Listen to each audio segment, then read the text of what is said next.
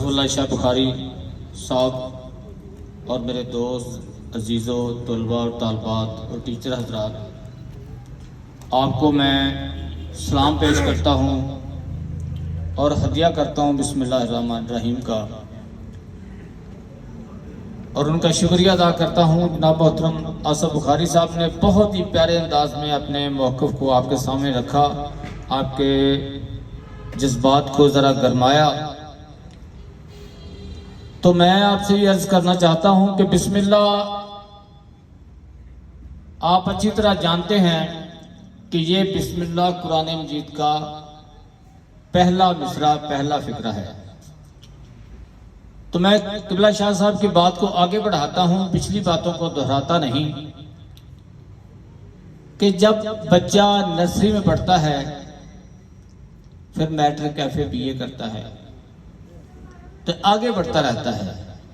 ہم نے آج ویلنٹائن ڈے کی بات نہیں کرنی، میں نے آج بسم اللہ کی بات بھی نہیں کرنی۔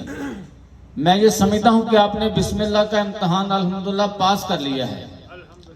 اب ہم نے تھوڑا سا آگے بڑھنا ہے۔ اگلا قدم کیا ہے؟ اگلا قدم کوئی بتا سکتا ہے اونچی بات سے کہ اگر قرآن مجید کا یہ پہلا مصرع ہے، پہلا شعر ہے، پہلا لفظ ہے، تو اس سے آگے کیا ہوگا جی؟ کوئی بندہ اونچی بات سے بول کے بتا دیجیے۔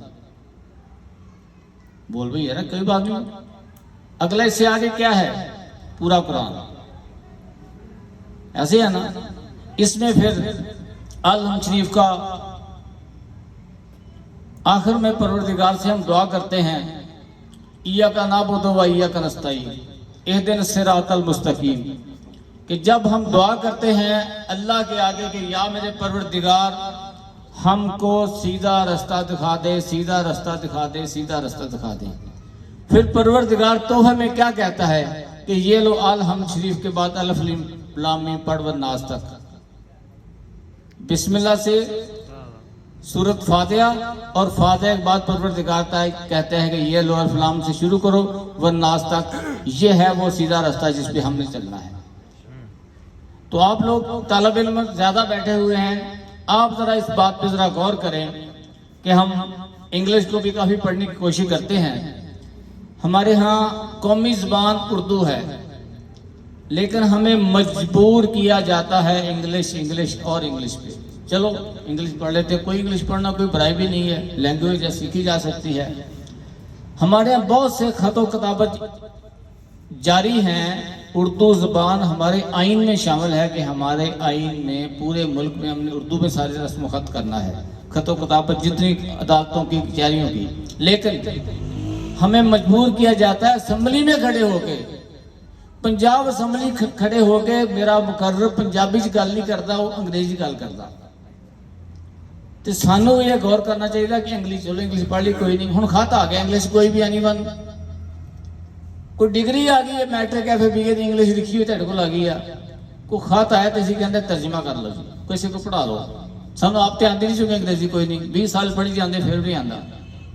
میں کل ہی کسی بہت ایک ٹھیک ٹھاک انگلش کے لیکچرر دا کسی شہر دی انٹرویو لے رہا سی، میں ان کہتا تسی انگلش سانوں پڑھاندے ہو تے every child can speak our mother language with in 5 year, why it is not possible after matric, after MA., after PhD we can not speak English. بڑا حیران ہو گیا سن کے جی۔ ہن اسی مسلمان ہاں، سانوں یار عربی نہیں آتی، چلو کوئی گل نہیں، خیر نہیں آتی کوئی نہیں، ترجمے پڑھ پڑھ کے علماء کرام نے اپنی جاناں قربان کرتیاں اس گل تے کہ قرآن سمجھ لو پڑھ لو۔ انہوں نے کہا اردو جی لیتے ہر مسلک دے ابے نے لکھ کے دیتا سانوں پائی جڑے مسلک دا آ جڑا پڑھ لا قرآن ترجمہ پڑھ لا، لیکن ساڈے کو ٹائم نہیں ہے۔ میرا دوست بہت بڑا میرا استاد ہی ہے گجرالی، نے ایک دن ٹیلی فون تے عجیب جی گفتگو چھیڑتی، انہیں کہا یار لوگ قرآن تو کیوں دور ہو رہے ہیں؟ میں کہا نہیں سر تہاڈا دماغ خراب ہے جی، کنے مدرسے بھرے ہوئے نے قرآن دے پڑھائے جا رہے ہیں اتنے، کنے حافظ قرآن، تسی کہندے قرآن تو دور؟ وہ کہتا نہیں جناب، میں یہ بھی سمجھا شاید حفظ کی گل تو بعد ترجمے تشریح کی گل کر رہی میں کی ہے۔ ان کا نہیں پائی ہے جی عربی تو بہت دور ہاں۔ میں کہا سرکار رمضان شریف تو لے کے عام دنوں تک دنیا تے سب تو زیادہ کتاب پڑھی جان والی قرآن مجید ہے جی۔ ان کا بیٹا بالکل تیری گل صحیح ہے جی۔ फिर तेनों की गिला? उन्हें कहा मेरी गिला कर सुनोगे तेरियां अखां खुल जाएंगियां बाबा रफीक साहब। मैं कहा जी इरशाद फरमाओ। उन्हें एक मिसाल दी, फिर दूजी गां दसदा। कहता मेरे टीचर ने कहा कि असीं अपने स्कूल च लाइब्रेरी बनानी ते लाइब्रेरी दे विच तुहाडे घरां च ऐसियां किताबां पईयां होणीਆਂ ਜਿਹੜੀਆਂ पढ़ियां नहीं जांदियां, तुसीं लैके आओ अलमारी सजांदे आपां। बच्चे बड़े खुश होए, घर गए, हर बच्चे आके किताब लैके आ गया घर। पहली किताब उन्होंने कहा बिल्कुल नहीं पढ़ी जाती। अम्मी जी, उस्ताद जी, सर जी, मिस जी, मैडम मेरे घर किताब ये बिल्कुल को नहीं पढ़ी जाती। देखा तो कुरान जी सी। दूसरा लिया वो भी कुरान जी से लिया, तीसरा लिया वो भी कुरान जी से लिया, पंजवा लिया वो भी लिया। उन्हें भरती अलमारी के इस वास्ते कितनी पढ़ी जाती। चलो अगे कहता जिहड़ा बंदा हाफिज दा ना शुभा हिफ्ज दा, ਉਹਨੂੰ ਜਿੱਦਣ ਹਿਫਜ਼ ਕਰਾਇਆ ਜਾਂਦਾ, ਘਰ ਜਸ਼ਨ ਮਨਾਇਆ ਜਾਂਦਾ, ਦੇਗਾਂ ਪਕਾਈਆਂ ਜਾਂਦੀਆਂ, ਲੋਕਾਂ ਨੂੰ ਦੱਸਿਆ ਜਾਂਦਾ, ਉਲਮਾ ਕਰਾਮ ਨੂੰ ਪੈਸੇ ਦਿੱਤੇ ਜਾਂਦੇ ਆ, ਸੂਟ ਦਿੱਤੇ ਜਾਂਦੇ ਆ, ਲੇਕਿਨ ਉਹਦਾ ਆਖਰੀ ਦਿਨ ਹੁੰਦਾ ਜੀ। ਉਸ ਤੋਂ ਬਾਅਦ ਫਿਰ ਉਹ ਹਾਫਿਜ਼ ਕੋਲ ਕੋਈ ਟਾਈਮ ਨਹੀਂ ਹੈਗਾ ਜੀ ਉਹਨੂੰ ਪੜ੍ਹਨ ਦਾ। ਹਾਂ ਜੇ ਕਿਤੇ ਮਸਲਾ ਸੁਣਾ ਦੇ ਸ਼ਾਇਦ ਪੜ੍ਹ ਲੈ ਜੀ। ਹੁਣ ਨਾਦਰੇ ਤੇ ਆ ਜਾਓ, ਨਾਦਰੇ ਵਾਲੇ ਵੀ ਤੁਸੀਂ ਬੈਠੇ ਕਾਫੀ, ਜਿੱਦਣ ਨਾਦਰਾ ਦਾ ਪੜ੍ਹਿਆ ਉਦੋਂ ਵੀ ਇਦਾਂ ਜਸ਼ਨ ਮਨਾਇਆ ਜਾਂਦਾ। ਬੜੀ ਖੁਸ਼ ਹੁੰਦੀ ਮਾਂ ਮੇਰੇ ਪੁੱਤ ਨੇ ਇਹਨੂੰ पढ़ लिया। फिर उस तो बाद वही आखिरी दिन होता जी। वो जो पढ़ते सब तो पढ़ाई जाते बहुत खुशकिस्मत लोग ने, वो भी लखों के करोड़ों च ने, लेकिन वैसे मुसलमान असीं 1.5 पौने 2 अरब मुसलमान आ। क्या पौने 2 अरब मुसलमान पढ़ते? हुण आ जाओ बिस्मिल्लाह ते वापस। असीं कहंदे हर काम शुरू करन तो पहला की कीता जांदा जी? झूठ आ जी गल मैं जे कहां किदां जी? ਅੱਖਾਂ ਨਾਲ ਵੇਖ ਲਓ ਤੁਸੀਂ, ਮੈਂ ਦੇਖਦਾ, ਮੈਂ ਦੇਖਿਆ ਤੁਹਾਨੂੰ ਦੱਸਦਾ ਜੀ। ਕਿਸੇ ਸਕੂਲੇ ਬੱਚਾ ਇੱਕ ਸਕੂਲ ਤੋਂ ਹਟ ਕੇ ਦੂਜੇ ਸਕੂਲੇ ਪੜ੍ਹਨ ਗਿਆ, ਬੁਖਾਰੀ ਸਾਹਿਬ ਦੇ ਸਕੂਲ 'ਚ। ਉੱਥੇ ਗਿਆ ਜਨਾਬ ਤੇ ਉਹ ਟੀਚਰ ਵਿਚਾਰੀ ਮਿਹਨਤੀ ਸੀ, ਉਹਦੇ ਅੰਦਰ ਤੜਪ ਸੀ ਜਿਹੜੀ ਉਹਨਾਂ ਨੇ ਟੀਲੀ ਲਾਈ ਸੀ, ਉਹਦੇ ਅੰਦਰ 25 ਲਾਉਣ 'ਚ ਕਾਮਯਾਬ ਹੋ ਗਿਆ। ਉਹਨੇ ਬੱਚਿਆਂ ਨੂੰ ਕਿਹਾ ਬਿਸਮਿਲ੍ਲਾ ਪੜ੍ਹ ਕੇ, ਹਰ ਕੰਮ ਬਿਸਮਿਲ੍ਲਾ ਪੜ੍ਹ ਕੇ, ਖਾਣਾ ਖਾਣਾ ਬਿਸਮਿਲ੍ਲਾ ਪੜ੍ਹ ਕੇ, ਉਹਨੂੰ ਰਟਾਤਾ ਬੱਚੇ ਨੇ। ਉਹ ਦਿਨ ਕੋ ਬਾਹਰੋਂ ਇੰਗਲੈਂਡ ਚੋਂ, ਪਿਸ਼ੌਰ ਚੋਂ, ਲਾਹੌਰੋਂ ਕੋ 2-4 ਦੋਸਤ ਫੰਕਸ਼ਨ ਸੀ, ਖਾਣਾ ਮੇਜ਼ ਤੇ ਨਹੀਂ ਲਿਖਦਾ, ਥੱਲੇ ਬੈਠ ਕੇ ਖਾਣਾ ਖਾ ਰਿਹਾ। ਤੇ ਇੱਕ ਬੰਦੇ ਨੇ, ਬਾਪ ਨੇ, ਉਹਦੇ ਨੇ ਬਿਸਮਿਲ੍ਲਾ ਪੜ੍ਹ ਕੇ ਨਹੀਂ, ਕਲਮਾ ਪੜ੍ਹ ਕੇ ਨਹੀਂ ਖਾਣਾ ਖਾਣਾ ਸ਼ੁਰੂ ਕਰਤਾ। ਬੱਚੇ ਨੇ ਰੌਲਾ ਪਾਤਾ ਉੱਚੀ ਉੱਚੀ। उनका अबू जी रोक दो ठहर ठहर, जो की हुआ? उनका बिस्मिल्लाह नहीं पढ़ी जी। वो सारे लोगों के आंसू आ गए। ਹੁਣ ਤੁਸੀਂ ਸਬਰ ਕਰੋ। ਵੈਸੇ ਤੇ ਮੁਸਲਮਾਨ ਅਸੀਂ ਬਿਸਮਿਲ੍ਲਾ ਡੇ ਤੇ ਮਨਾ ਰਹੇ ਹਾਂ। ਮੈਂ ਵੀ ਆਪਣੇ ਗਰੇਬਾਂ 'ਚ ਹੱਥ ਪਾ ਕੇ ਦੇਖਦਾ ਕਿ ਮੈਂ ਕਿੰਨੀ ਵਾਰੀ ਫਿਰ ਹਰ ਕੰਮ ਤੋਂ ਬਾਅਦ ਬਿਸਮਿਲ੍ਲਾ ਪੜ੍ਹਨਾ ਕਿ ਨਹੀਂ ਪੜ੍ਹਦਾ। ਅੰਦਰੋਂ ਜਾ ਕੇ ਦੇਖੀ ਜ਼ਰਾ, ਸੁੱਤੇ ਪਏ ਸ਼ਾਇਦ ਅਸੀਂ। ਮੈਂ ਤੈਨੂੰ ਜਗਾਉਣਾ ਚਾਹ ਰਿਹਾ। ਮੁਰਸ਼ਿਦ ਪਾਕ ਵੀ ਸਭ ਬੜੇ ਅੱਛੇ ਅੰਦਾਜ਼ ਨਾਲ ਜਗਾ ਰਹੇ ਸੀ, ਮੈਂ ਤਾਂ ਦੂਸਰੇ ਅੰਦਾਜ਼ ਨਾਲ ਜਗਾ ਰਿਹਾ। ਇਹ ਸਾਡੀਆਂ ਕਮੀਆਂ ਕੁਤਾਹੀਆਂ ਨੇ। ਹੁਣ ਅਗਲੀ ਆਖਰੀ ਗੱਲ ਕਰਕੇ ਮੈਨੂੰ ਕਲੋਜ਼ ਕਰਨ ਦੀ ਕੋਸ਼ਿਸ਼ ਕਰਦਾ। ਦੁਨੀਆ ਤੇ 4 ਅਰਬ ਈਸਾਈ ਨੇ, पौने 2 अरब मुसलमान ने, 1.5 तो पौने 2 अरब तक 22 करोड़ पाकिस्तानी है जी। ते एक मुल्क ऐसा भी है जिहदी 50, 60, 70 लाख आबादी है, करोड़ भी नहीं है, और पूरी दुनिया ते राज करता। पता तेन उस गल तक नहीं? वो है यहूदियों का जी। कल मैं एक वीडियो सुन रहा सी हिंदू की, कहते कौन सी हिंदू साहब वो जनाब राह का कोई अफसर सगा जी, कोई निका अफसर कह लो, उसको बीबी कोई इंटरव्यू लै रही है। उनके पाकिस्तान के हालात बड़े खराब है, तुम जरा दसो की है जी ये बारे राय दो। उन्हें कहा यार तेरियां अखां मैं मैडम साहबा खोल के देख, ये पाकिस्तान की गल है ही कोई नहीं आ। मुसलमानों के कोल इस्लाम दे विच वतन का तसव्वुर ही कोई नहीं हैगा। वो कौम है ते पूरी दुनिया की कौम आ मुसलमान। असी साढ़े दिन नहीं पता, असी पाकिस्तान की गल ही करते हैं तो भी भुखे मरी जाता है। सवाल इन्ने अरब रुपये इतने आए तो चले गए। आए ना जी, तेरा कोई बंदा मैंने कोई बाबा जी तेरे को 20-50 लाख बैंक पैसे जाओ, 2 लाख दे दो, मैं तेरा पुत्र समय कि तुम देते, तुम 2-4 दिनों बाद साल 2 साल वरते हो, तरक्की करोगे ना जी। चलो, लेकिन वो आसमान खा गया, जमीन खाई उन्हें पैसों। मुसलमान ही ना, हलाल के पुत्र ने, हराम दे तो नहीं आ गए जिहड़े उत्ते बैठे हो कि असीं बड़े वड्डे मुसलमान, तेरे तो चंगे असीं मान लेंगे भाई तुसीं मुसलमान। आसमान खा गया, जमीन खा गया, कितने ने कौन लै गया यार? कितों कितों को पुछिए असीं पैसे कौन लै गया यार? जरा है कोई साडा मुजरम कोई देने असीं हैं जी। मासी तिली ते 5 रुपये रस्ते आंदी असीं। सिगरेटां दे टैक्स देंदे आ, चाह पत्ती दे टैक्स देंदे आ, कोई सौदा ऐसा नहीं जिहदे टैक्स नहीं देंदे असीं जी। लेकिन वो उत्ते मौजां च अरबां ते खरबां ही खाई सी, जागदे नहीं हैगे, होश-हवास ही कोई नहीं। इस वास्ते जब तक साडे वो बिस्मिल्लाह दा जिहड़ा निज़ाम देना ही सानू नबी अकरम सल्लल्लाहु अलैहि वसल्लम ने जिहड़ा दिता सी, वो असीं जब तक अपने मुल्क ते असर लागू नहीं करांगे, साडी समझ इस्लाम नहीं आना चाहिए। ये पहला एक बूटा, ये बीज है बिस्मिल्लाह। तेन दसिए ज़रायत का बंदा एक बच्चा को बैठा हुआ साढ़े इलाका साडा सारा पाकिस्तान ज़रायत ही है, जड़ा ज़्यादा ही है। एक बीज एक रुपए तो लैके 1 लाख रुपए का मिल रहा जी। एक बीज लाख रुपए का खीरे का बीज किले च लगता जी। मनोगे तुम इन्नी वैल्यू है, तुम समझते शायद कोई वैल्यू नहीं, और वो पैसे पहला ले लेंगे। लेकिन ये बीज है ईमान दा बिस्मिल्लाह।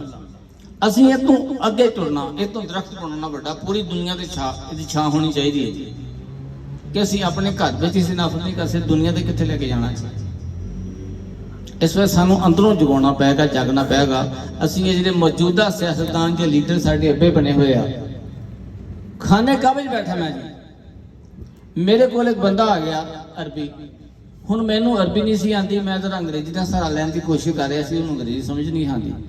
बाहर असीं गुफ्तगू की 2-3 मिनट, उन्होंने कहा तैनू पता कि एक शिया मुल्क भी है? मैं कहा हाँ जी पता मैनू जी। कहंदे फलां गलत काम करते, मैं कहा मैनू बिल्कुल पता जी। उन्होंने कहा अच्छा, मैं कहा मैनू उन्होंने कोई गिला नहीं, मैंने तुहाडे ते गिला अरबी साहब। उन्होंने कहा की? मैं कहा you are father of all Islam, तुसीं साडे मामे बनदे, अब्बे बनदे साडे, तुसीं असीं अब्बे तुहानूं मंनदे नहीं, साडे मुसलमानां वास्ते की करदे हो? इरान की गल ते छड्डो तुसीं जी, कोई गल नहीं। असीं मुसलमान होण दे नाते साडी किन्ना ज़हनी वसत है साडे अंदर। जब तक तुहाडे मुल्क पाकिस्तान ते इस्लामी कानून का नफाज नहीं होएगा, कोई मसला हल नहीं होएगा। देखना है कि तुसीं असीं जिहड़े हाँ, असीं किहनूं वोट दे रहे हैं। सवेर तो लैके शाम तक मीडिया देखो, यह 2 वड्डियां मामे का नाम था, या इमरान खान साडा अब्बा या शहबाज शरीफ, बस होर मसला ही साडे कोई नहीं हैगा जी। कोई महंगाई, कोई बेरोजगारी, कोई कुछ साडा मसला यार हल होवे किते। इन्हां बच्चों ने वड्डे होके की करना जी? काफर साहब नूं मैं कहा भाई मुसलमान हो जाके, मैं मुसलमान होए की करांगा दस? भुख, बेरोजगारी।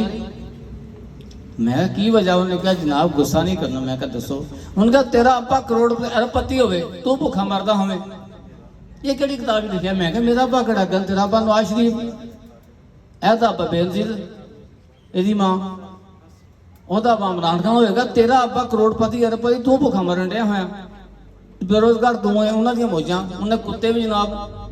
हजरत उमर रजी अल्लाह तआला अन्हु ने 2 फिक्रे गए, उन्हें पूरियां किताबां बनिया, काफरां ने 2 फिक्रे रटे, उन्हें रिसर्च की, उते पूरा निज़ाम बरतानिया ने अंग्रेज़ों ने ताज किया। वो केड़ा? हजरत उमर रजी अल्लाह तआला ने फरमाया कि अगर दरियाए फरात के कंढे ते कुत्ता भुखा मर जाए तो मैनू क़यामत दे दिन पुछ होएगी। एक किताब पूरी हो गई। दूजी किताब मदीने दी गलियां जा रहा है, तो एक घर चों रात रोन की आवाज़ आई बच्चे की। कुंडा खड़काया, अंदरों आवाज़ आई कि क्यों रोड़िया बच्चा?